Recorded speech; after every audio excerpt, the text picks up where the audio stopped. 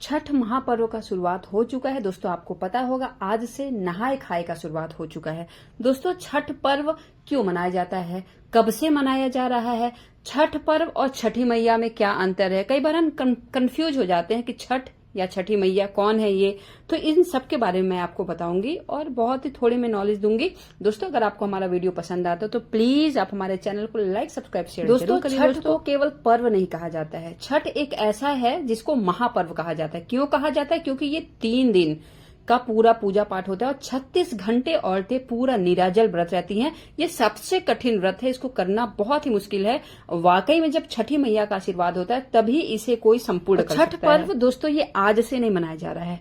ऐसा कहा जाता है कि त्रेता युग में भगवान राम और माता सीता ने जब रावण पर विजय प्राप्त किया था तो रावण ब्राह्मण था, तो उससे निजात पाने के लिए और सूर्य भगवान को धन्यवाद प्रकट करने के लिए उस समय सीता माँ ने छठ रावण का वध करने के बाद प्रायश्चित के लिए ऋषि मुनियों ने माता सीता को ये बताया कि कार्तिक मास के शुक्ल पक्ष की षष्ठी को सूर्य देव की उपासना की जाए, जिससे जो भी पाप है या जो भी कुछ गलतियां हैं या फिर कोई भी ऐसा गलत आरोप भगवान राम के ऊपर नहीं लगेगा। तो उस समय माता सीता ने किया था। अच्छा दोस्तों आपको पता है कि छठी मैया कौन है? देखिए जो सूर्य देव हैं उनकी बहन है छठी मैया।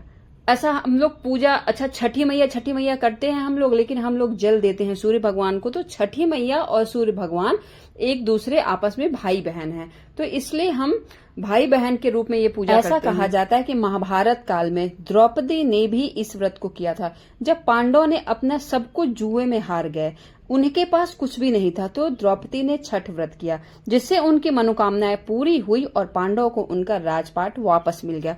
दोस्तों ये जितना कठिन व्रत है उतनी ही ज्यादा मनोकामनाओं को पूरा करने वाला एक अन्य मान्यता के अनुसार महाभारत काल के महान योद्धा कर्ण ने सूर्य पुत्र होने के कारण सूर्य देव की आराधना के लिए भी छठ पर्व की शुरुआत की थी। तो दोस्तों ये सब बातें देख करके आप समझ रहे होंगे कि छठ पर्व जो है आज तो पूरे दुनिया में ये फैल चुका है, लेकिन ये पर्व आज से नहीं मनाया गया है। जब भी विकट परिस्थिति में या तो भगवान या तो इंसान जब भी किसी समस्या में रहते हैं तब उन्होंने छठ पर्व को किया है। एक कथा के अनुसार राजा प्रियव्रत के मृत पुत्र के शोक में डूबने पर ब्रह्मा जी की पुत्री देवी षष्ठी ने उन्हें स्वस्थ संतान के लिए कार्तिक मास की षष्ठी को उनका व्रत करने का आदेश दिया था, जिसके बाद उन्हें स्वस्थ पुत्र की प्राप्ति हो गई थी। उनके पुत्र की मृत्यु हो गई थी तो दोबारा उन्हें पुत्र प्राप्त हो, इस बात के लिए छठी मैया का पूजा किया था उन्होंने, राजा प्रियव्रत ने। दोस्तों आपको पता ही होगा कि अक्सर छठ का जो व्रत है वो संतान के लिए किया जाता है, संतान के सुख समृद्धि के लिए किया जाता है, संतान की लंबी आयु के लिए किया जाता है। इसलिए माता बहनें इतनी तपस्या, इतनी कठिन व्रत को करती हैं जिससे कि उनके परिवार में किसी तरह की कोई भी समस्या ना आए, किसी तरीके को कोई भी विघ्न बाधा अड़चन ना आए। तो दोस्तों अगर आपको भी किसी भी तरह की कोई भी समस्या है और अगर आप कर सकते हैं तो एक बार छठ का व्रत आप जरूर करके देखिए। मुझे तो लगता है कि आपकी सारी इच्छाएं, सारी मनोकामनाएं जरूर पूरी होंगी। ये व्रत लेकिन बहुत ही नियम पालन से किया जाता है और सबसे ज्यादा कठिन ये व्रत है।